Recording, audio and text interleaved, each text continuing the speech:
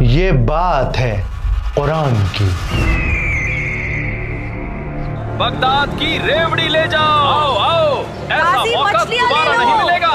تازی تازی مچھلیاں، گرما گرم نان کھاؤ، آؤ آؤ، تازی مچھلیاں لے لو۔ نہیں ملے گا۔ اے لوگو، ادھر گرما گرم نان ہے، ادھر تمہارے مسلمان بھائی کی جان ہے۔ تازی مچھلیاں لے لو۔ مسلمانوں، رحم کھاؤ مجھ پر، میری برف پگھل رہی ہے، اللہ کے واسطے جلدی کرو، میری بوجی پانی بن رہی ہے، ٹھنڈی ٹھنڈی برف خرید لو۔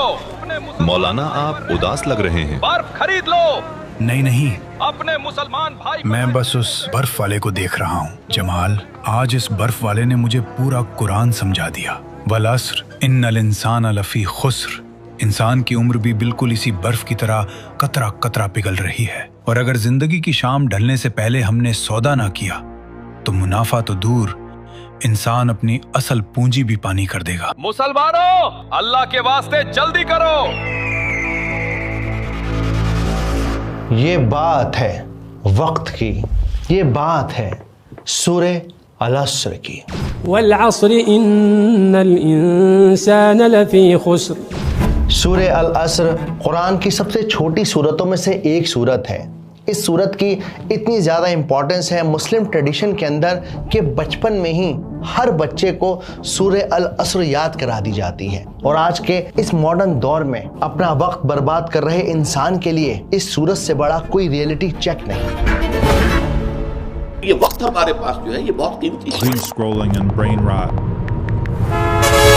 God has created a world that is meant to drive you to God. And if you're being driven to the devil, you've been duped, my friend. Doom scrolling and brain rot. Doom scrolling and brain rot. کیا ہے سورہ العصر کے نازل ہونے کے پیچھے کا واقعہ، اور کیوں جب اللہ سب سے بڑا ہے تب بھی وہ وقت کی قسم کھاتا ہے؟ عصر کی قسم کہ انسان نقصان میں ہے، اس وقت کی قسم جسے اس نے خود بنایا ہے، اور کس طرح یہ سورت دنیا کے ہر انسان کو ٹائم ویسٹر ہونے کا احساس دلاتی ہے۔ اور سب سے زیادہ ضروری سوال کہ 1400 سال پہلے نازل ہوئی اس سورہ کا کیا کام ہے آج ہماری زندگی میں؟ ان سب سوالوں کے جواب جانیں گے اس ویڈیو میں۔ والعصر ان الانسان لفی خسر۔ اسکالرز کے اکارڈنگ سورہ العصر مکہ کے شروعاتی دور میں نازل ہوئی، اس دور میں نازل ہوئی جب قرآن کا پیغام آہستہ آہستہ عام ہو رہا تھا، اور اس کی طاقت کو دیکھ کر ابو جہل اور ابو لہب جیسے مکہ کے سردار پوری طرح خوفزدہ تھے۔ وہ کسی بھی قیمت پر لوگوں کو قرآن سننے سے روکنا چاہتے تھے، یہاں تک کہ ان لوگوں کے ظلم کی انتہا اس حد تک بڑھ گئی کہ یہ لوگ مکہ میں داخل ہونے والے قافلوں کو، عام لوگوں کو مکہ کی سرحدوں پر روک دیا کرتے، اور ان سے کہا کرتے کہ اپنے کانوں میں روئیاں ٹھوس لو، کیونکہ مکہ کے اندر ایک ایسا شخص گھوم رہا ہے جس کی بات سنتے ہی تم اپنا دین چھوڑ دو گے۔ خوش آمدید، آئیے مکہ میں آپ کا استقبال ہے۔ بہت شکریہ۔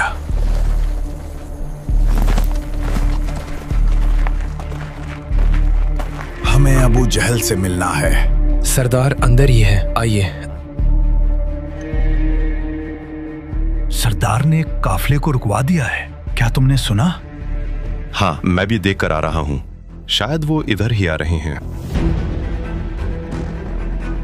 ابو جہل، تم نے ہمارا قافلہ کیوں روکا؟ کیا تم جانتے ہو میں کون ہوں؟ آپ کون ہے؟ میں اچھی طرح جانتا ہوں۔ آپ کو روکنے کے پیچھے میرا ایک مقصد ہے۔ کیسا مقصد؟ غلام۔ جی سردار۔ آپ لوگ روئی اٹھا لیجئے۔ اس کا کیا کرنا ہے؟ یہ روئی اپنے کانوں میں ڈال لیجئے۔ یہ کیسا بیہودہ مذاق ہے؟ یہ کوئی مذاق نہیں ہے۔ مکہ میں ایک ایسا جادوگر گھوم رہا ہے جس کی باتوں میں عجیب کشش ہے۔ جو بھی اس کے لفظ سنتا ہے وہ اپنے باپ دادا کے دین سے پھر جاتا ہے۔ لات اور عزا کی قسم، یہ تو بڑی فکر کی بات ہے۔ اس سے بڑی بات تو یہ ہے کہ وہ میرا بھتیجا ہے۔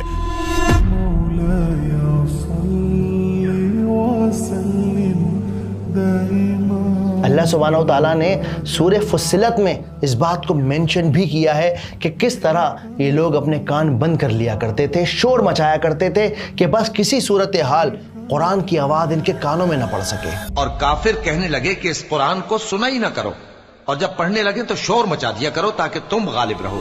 वो कहते हैं ना कि बंदा प्लान बनाता है और अल्लाह मुस्कुराता है। इसीलिए मक्का के इन जालिमों का प्लान बिल्कुल फेल होता रहा, क्योंकि जब आप कुरान मजीद के आखिरी हिस्से को खोलेंगे तो आपको वो सारी सूरतें नज़र आएंगी जो मक्का के अर्ली पीरियड में नाजिल हुई। और ये सारी सूरतें इतनी छोटी हैं कि कानों में उंगलियां जाने से पहले ये सूरतें दिल में उतर जाया करती थीं। और ऐसा कई बार हुआ कि लोगों ने कोशिश की कि वो कुरान मजीद को ना सुने, लेकिन जैसे ही कुरान मजीद का कलाम उनके कानों में गया वो बात उनके दिल में उतर गई और वो सोचने पर मजबूर हो गए कि ये बात हो क्या रही है, ये तो कोई इंसानी कलाम नहीं। क्या आपको मोहम्मद के कलाम से डर नहीं लगता जो आपने अपने कानों से रुई निकाल दी? आप तो कह रहे थे कि जादुई कलाम लोगों को उनके दीन से दूर कर देता है। शाजिया, अल्लाह की कसम, उस कलाम के कुछ लफ्ज कान में पड़ते ही मैं बेचैन हो गया। न जाने क्यों, पर मुझे वो कलाम सच्चा लगता है। इसलिए आज मैं उसे सुनने के बाद ही फैसला करूंगा कि कौन झूठा है और कौन सच्चा। बेहतर। खैर, छोड़ो ये बात, अब मैं चलता हूँ। आप बेफिक्र होकर तिजारत के लिए जाइए। ला इलाहा इल्ला अंता सुब्हानका। इस्लामिक ट्रेडिशन की ऑलमोस्ट हर किताब में हमें ये बात मिलती है कि जब दो सहाबी एक दूसरे से मिला करते और एक दूसरे से फिर जुदा हुआ करते तो वो सलाम अलैकुम कहने से पहले सूरह अल असर को पढ़ा करते।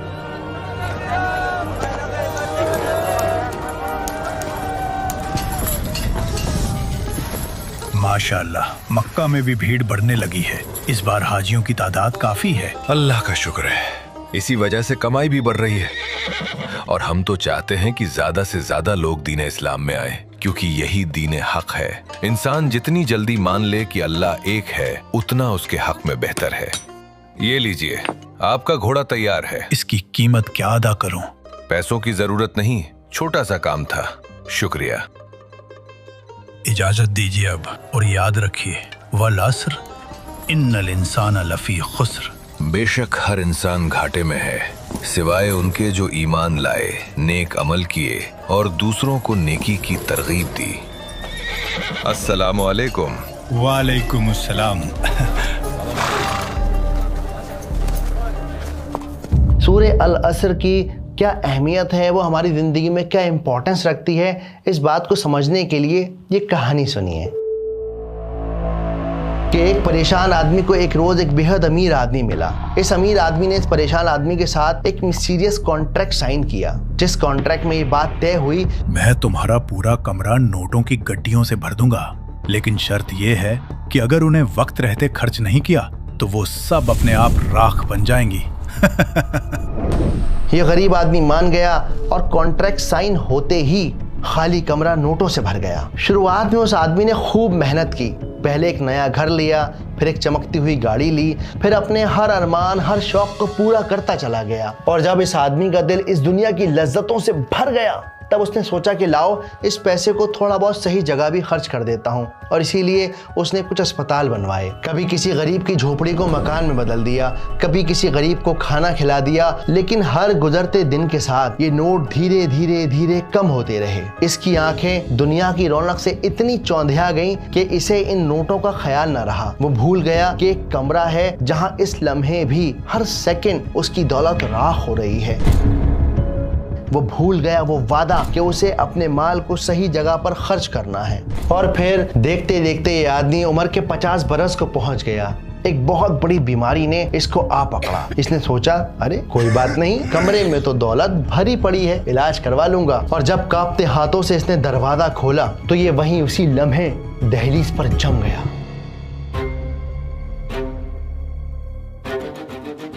हर गड्डी हर नोट राख बन चुका था और उस राख के ढेर में अभी भी एक नोट बाकी था। और जैसे ही उसने वो आखिरी नोट उठाया वो नोट भी राख बनकर बिखर गया। और ये मंजर देखते ही वो आदमी वहीं जमीन पर गिर पड़ा। इस कहानी में जो नोटों की गड्डियां हैं ना, वो असल में हमारा वक्त है। वो वक्त जो अल्लाह सुब्हानहू तआला हमारी जिंदगी के अकाउंट में हमारे पैदा होने से पहले ही क्रेडिट कर देता है।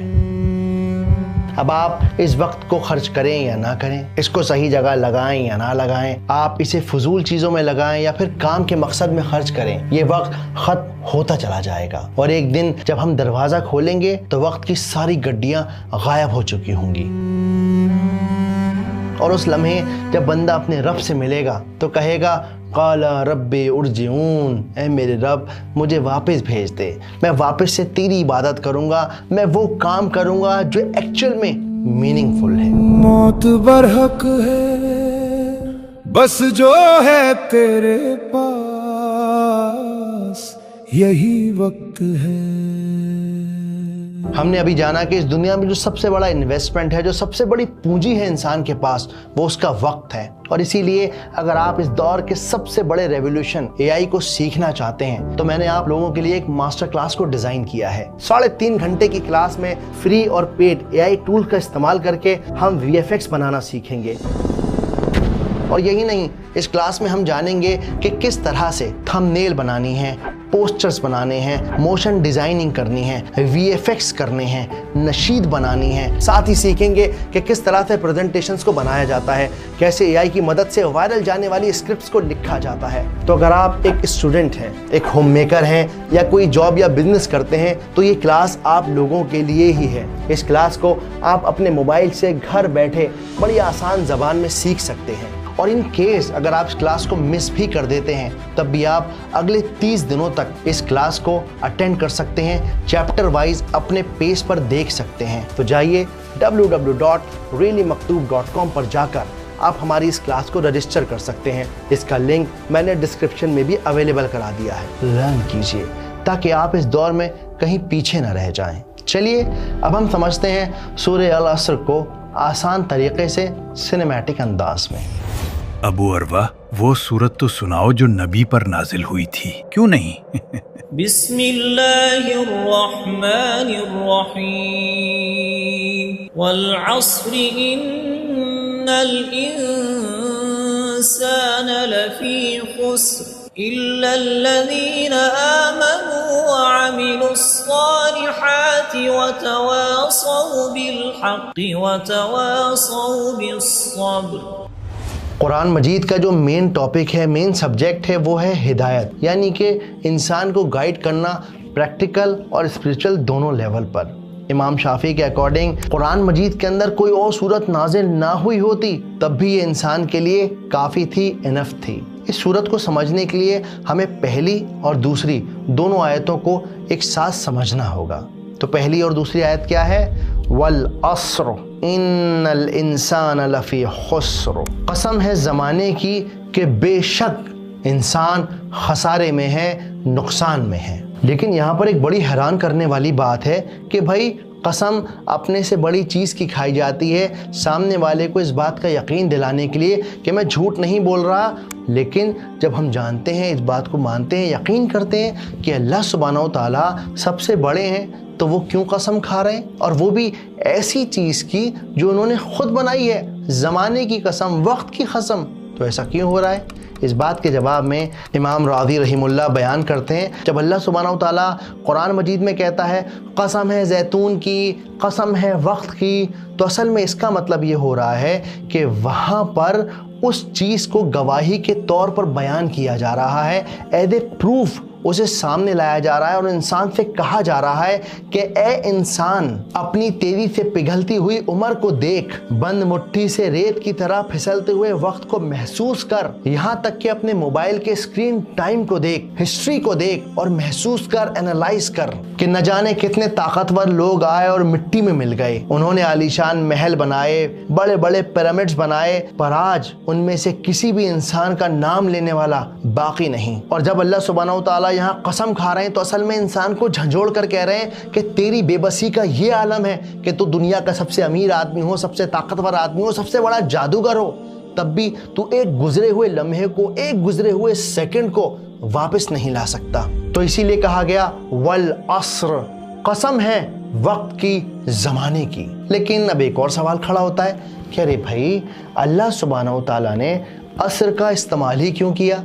وقت کے لیے تو عربی زبان کے اندر اور بھی بہت سارے لفظ موجود ہیں، جیسے زمان یا زمانہ ہے، جیسے وقت ہے، جیسے دہر ہے، جیسے ہین ہے۔ تو جب اتنے سارے لفظ پہلے ہی عربی زبان میں موجود ہیں تو پھر عصر کے لفظ کو استعمال کرنے کے پیچھے کا کیا راز ہے؟ اس بات کو راغب الاصفہانی اپنی کتاب میں مینشن کر کے بتاتے ہیں کہ عصر کے لفظ کے اندر عربک میں اصل میں 3 لفظ اور چھپے ہوئے ہیں۔ عصر کا لفظ اسارہ سے نکلا ہے، جس کا مطلب ہوتا ہے نچوڑنا۔ ہر ایک گزرتے لمحے انسان کی عمر بڑھتی چلی جا رہی ہے، وہ کمزوری کی طرف قدم بڑھاتا چلا جا رہا ہے۔ دوسرا مطلب ہوتا ہے شام کا وقت، یعنی دن ڈھلنے کی گھڑی، جب سورج ڈوبنے کا وقت ہوتا ہے تب اسے بھی عصر کا وقت کہتے ہیں۔ اور تیسرا ہے زمانہ، یعنی ہسٹری۔ تو جب اللہ سبحانہ و تعالیٰ نے یہاں پر والعصر کا استعمال کیا تو وقت کے 2 پہلوؤں کو بے نقاب کر دیا، یعنی کہ اللہ نے یہ بات سمجھا دی کہ اے انسان اپنے گزرتے ہوئے وقت کو دیکھ، اس وقت کو دیکھ جو ریت کی طرح تیرے ہاتھ سے نکل گیا ہے، اور اس وقت کو دیکھ جو ابھی بھی تھوڑا سا تیری مٹھی میں باقی ہے، اور جب بھی یقین نہ آئے تو پھر تاریخ کے یعنی ہسٹری کے پنوں کو پلٹ کر دیکھ، اپنے ماں باپ کے چہرے کی جھریوں کو دیکھ، اپنی اولاد کے بڑھتے قدموں کو دیکھ، دن کو ڈھلتے دیکھ، شام کو ہوتے دیکھ، اور وقت کسی کو نہیں بخشتا۔ کیا نہیں بخشتا؟ تو دوسری آیت میں کہا گیا ان الانسان لفی خسر۔ انا پہ جب بات آ گئی تو یعنی کہ اب اس بات کے اندر کوئی ڈاؤٹ شامل نہیں ہے کہ ہر انسان، ہر انڈیویجول نقصان میں ہے، یعنی کہ اس دوسری آیت میں ہر انڈیویجول پرسن سے 1 to 1 بات ہو رہی ہے۔ ڈائریکٹ کہا جا رہا ہے کہ بھیا تم خسارے میں ہو۔ اگر یہاں پر کہا جاتا قوم، یہاں پر کہا جاتا لوگ، تو بہت زیادہ اس بات کے چانسز تھے کہ ہر انسان یہ کہتا ہاں صحیح کہہ رہے ہوں، وہ لوگ تو بیچارے بڑے خسارے میں ہیں، میں سیف ہوں۔ اور جب اللہ سبحانہ و تعالیٰ نے یہاں پر لام کا استعمال کر دیا تو یہ بات اب ڈبل پکی ہو جاتی ہے کہ اللہ کہہ رہے ہیں کہ انسان خسارے کے اندر ہے۔ فی کے لفظ کا مطلب ہوتا ہے اندر ہونا، یعنی انسان خسارے کے اندر ڈوبا ہوا ہے۔ ایسا نہیں ہے کہ خسارے کے یا نقصان کے آس پاس ہے، نہیں نہیں نہیں نہیں، بالکل جیسے مچھلی ڈوبی ہوتی نا پانی میں، بالکل اسی صورتحال انسان کو اس بات کا کوئی احساس نہیں ہے کہ وہ خسارے کے اندر، نقصان کے اندر ڈوبا ہوا ہے۔ قرآن کی ٹرمینالوجی میں اس گھاٹے کو یعنی خسارے کو 3 لیول پر ڈیفائن کیا جاتا ہے۔ سب سے پہلا ہے خسر، جس کا مطلب ہے گھاٹا شروع ہو چکا ہے۔ تو جب یہاں پر خسر کا لفظ استعمال کر دیا گیا تو اب یہ بات بالکل کلیئر ہو گئی کہ جس لمحے انسان پیدا ہوا اسی لمحے اس کا گھاٹا ہونا شروع ہوتا چلا گیا، وقت اس کے ہاتھ سے پھسلتا چلا گیا۔ دوسرا لیول ہے خسارہ، یعنی گھاٹا مکمل ہو چکا ہے، کمپلیٹ ہو چکا ہے، اور گزرتے وقت کے ساتھ اور گہرا ہوتا چلا جا رہا ہے۔ تیسرا ہے خسران، خسران یعنی بھیا دیوالیاں نکل گیا، برباد ہو گئے، کمپلیٹ تباہی آ گئی ہے، اب ایسا گھاٹا، ایسا نقصان ہو چکا ہے کہ اب دوبارہ اس سے ریکور نہیں ہوا جا سکتا۔ تو اس دوسری آیت کا نچوڑ یہ ہے کہ دنیا کا ہر انسان خسر میں ہے، نقصان میں ہے۔ ان الانسان لفی خسر، کہ جو اس وقت سے فائدہ نہیں اٹھاتے گزرتا جاتا۔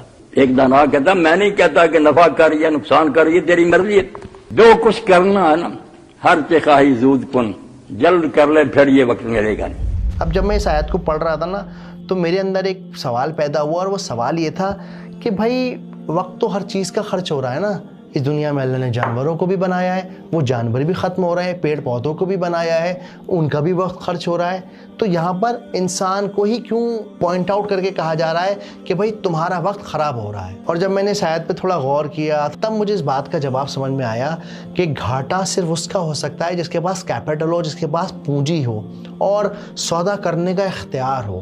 جب ہم جانوروں کو دیکھتے ہیں نا تو ہم دیکھتے ہیں کہ ان کے پاس ٹائم تو ہے، وقت تو انہیں ملا ہوا ہے، لیکن انہیں سودا کرنے کا کوئی اختیار نہیں ہے، کوئی رائٹ نہیں ہے۔ یعنی اگر شیر کو بھوک لگے گی تو وہ شکار کرے گا اور شکار کر کر کھائے گا، اسی طرح اگر گائے کو گھاس کھانی ہے تو وہ گھاس کھائے گی۔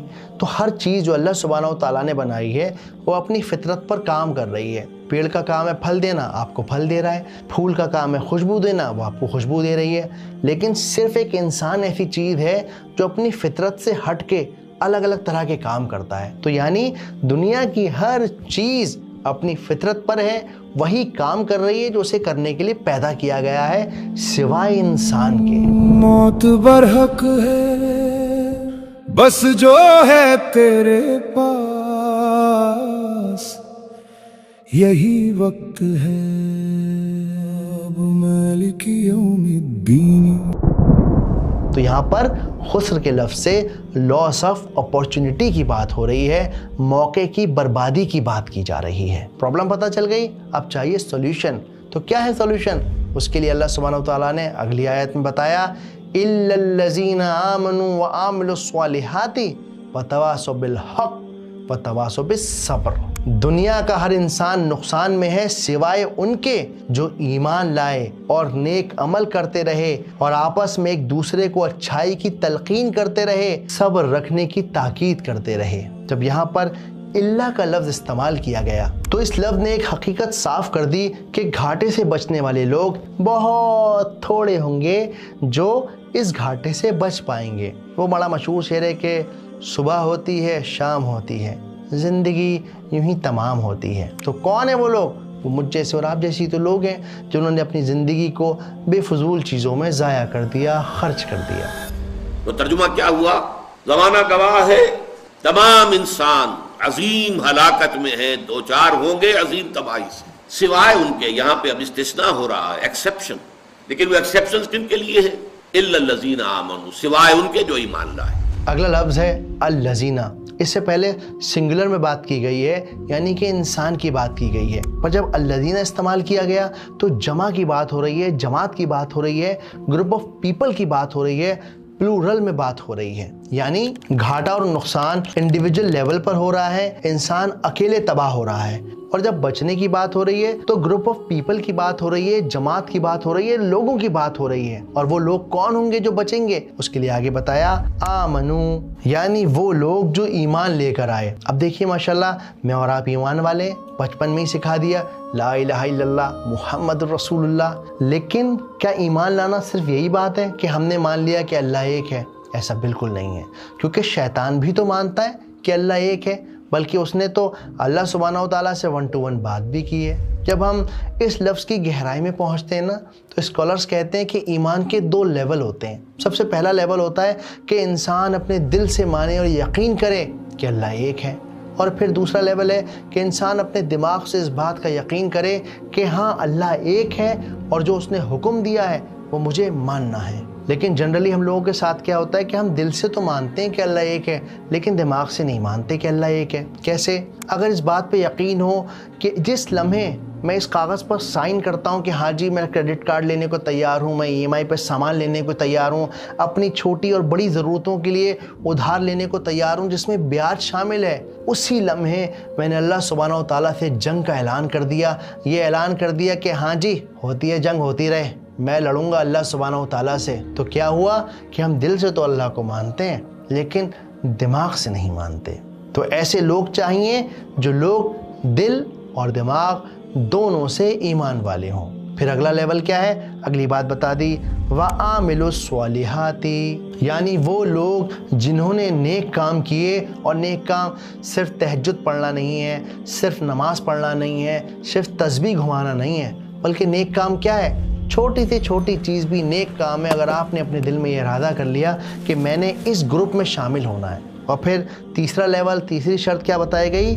वतवासौ बिल हक़, और वो लोग जो एक दूसरे को हक़ की तलकीन करते रहे, हक़ के लिए मोटिवेट करते रहे। यहाँ पर जो तवासौ का लफ्ज़ है उसका मतलब होता है एक दूसरे को नसीहत करना, याद दिलाना। क्या याद दिलाना? कि भैया ये 1 वे नहीं है, बल्कि ये तो 2 वे हाईवे है। मैं तुम्हें याद दिलाऊं, तुम मुझे याद दिलाओ। मौत बरहक है, बस जो है तेरे पास यही वक्त है।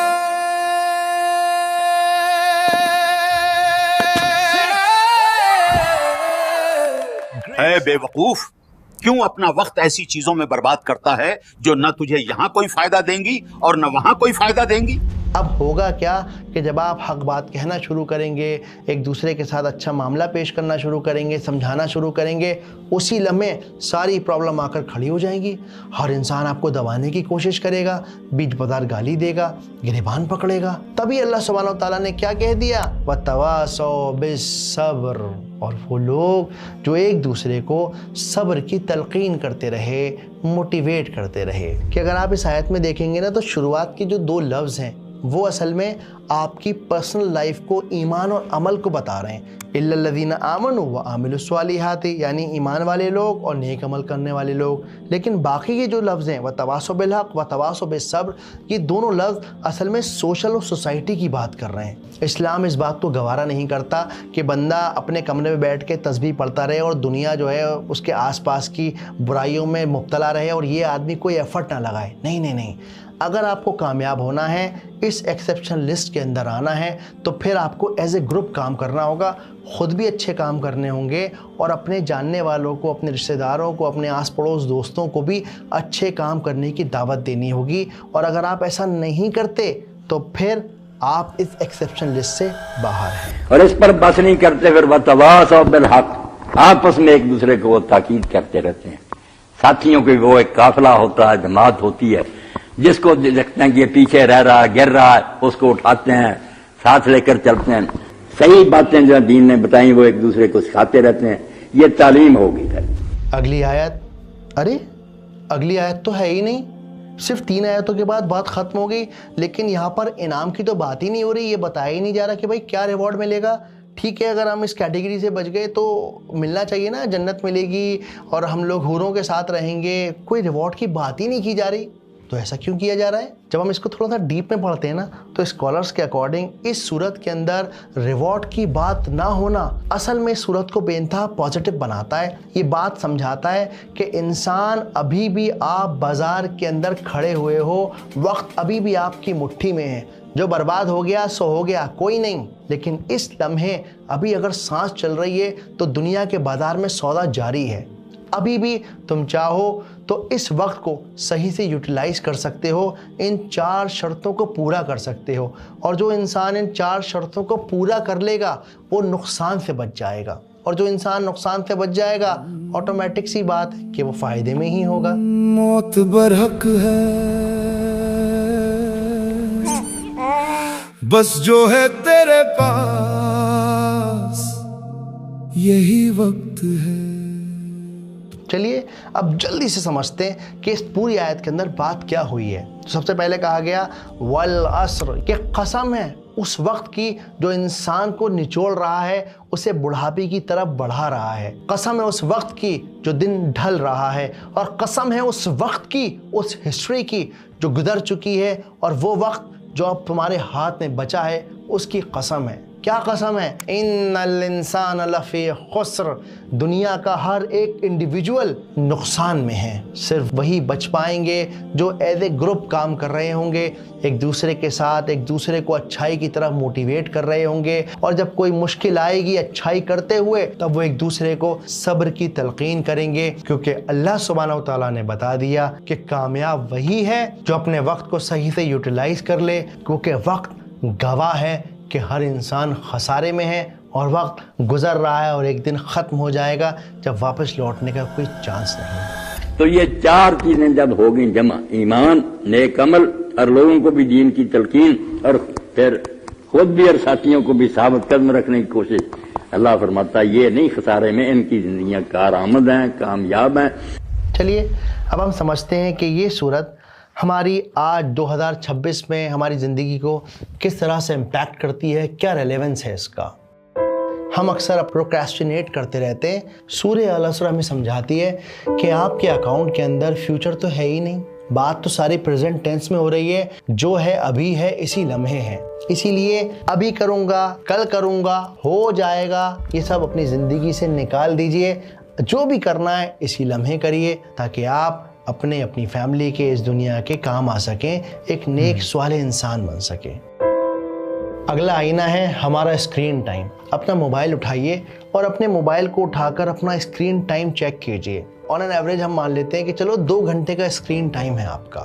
اب ذرا سوچئے کہ اللہ سبحانہ و تعالیٰ نے اگر انسان کو 60 سال کی زندگی دی ہے تو یہ 60 سال کی زندگی میں 2 گھنٹے 5 سال بن جاتے ہیں۔ ان 5 سالوں میں وہ کیا نہیں کر سکتا تھا؟ کوئی نئی لینگویج سیکھ سکتا تھا، کوئی نئی اسکل سیکھ سکتا تھا، کوئی اچھا کورس کر سکتا تھا، اپنے وقت کو اور بہتر جگہ لگا سکتا تھا۔ اور جب اللہ سبحانہ و تعالیٰ کہیں گے ہاں جی صاحب یہ 5 سال جو آپ نے ریل دیکھتے ہوئے گزارے ہیں اس سے فائدہ کیا ہوا، ذرا اس کا حساب دے دیجئے۔ کوشش یہ کرنی ہے کہ اپنی اسکرین ٹائم کو لمٹ کیجئے، جیسے ہی یاد آئے استغفر اللہ کہیے، موبائل سائڈ میں رکھیے اور یوٹیلائز کیجئے اس ٹائم کو۔ دنیا کی جتنی بھی سیلف ہیلپ بک ہیں، جتنے بھی بڑے بڑے موٹیویٹرز ہیں نا، وہ سب آپ کو بتائیں گے کہ اگر زندگی کے اندر کامیاب ہونا ہے تو بلائنڈرز لگا لو گھوڑے کی طرح، اپنے اوپر فوکس کرو اور آگے بڑھتے رہو۔ لیکن قرآن ہمیں سکھاتا ہے کامیاب ہونے کی شرط یہ ہے کہ آپ اپنے ساتھ ساتھ دوسرے کو بھی کامیابی کی تلقین کریں۔ تو آج کیوں نہ سورج ڈوبنے سے پہلے کوئی ایسا دوست بنایا جائے جسے یہ سورت کو سمجھایا جائے، کیوں نہ آج اگلی نماز میں والعصر ان الانسان لفی خسر پڑھی جائے، کیوں نہ آج اپنے ساتھی سے، اپنے دوست سے کہا جائے کہ چل آج صحابہ والا کام کرتے ہیں۔ یاد رکھیو بھئیے، ہر انسان نقصان میں ہے سوائے ان کے جنہوں نے نیک عمل کیے۔ امید کرتا ہوں کہ یہ ویڈیو آپ کو پسند آئی ہوگی، بات سمجھ آئی ہوگی۔ زندگی کے شروعاتی دنوں میں بچوں کو سمجھانا بڑا ضروری ہوتا ہے کہ وقت کی کیا امپورٹنس ہے، کس طرح سے حق پر رہنا ہے، اور اسی بات کو بڑے دلکش انداز سے سمجھانے کے لیے میں نے آپ لوگوں کے لیے ایک ورک بک کو ڈیزائن کیا ہے۔ اگر آپ اس ورک بک کو ڈاؤن لوڈ کرنا چاہتے ہیں تو آپ ہماری ویب سائٹ www.reallymaktub.com پر جا کر اسے ڈاؤن لوڈ کر سکتے ہیں۔ میں نے اسے ہندی، انگلش، اردو تینوں زبانوں میں آپ کے لیے اویلیبل کرا دیا ہے۔ اور یاد رکھیے ابھی سانس باقی ہے، ابھی میں اور آپ اس دنیا کے بازار میں کھڑے ہوئے ہیں، سودا کر سکتے ہیں تو کیوں نہ منافع کا سودا کریں۔ جزاکم اللہ خیر، السلام علیکم۔ دادا ابو آپ بھی اے آئی سیکھیں گے؟ کیوں نہیں، علم کی کوئی عمر نہیں ہوتی۔ آپ میرا رجسٹریشن جلدی سے کر دیجئے۔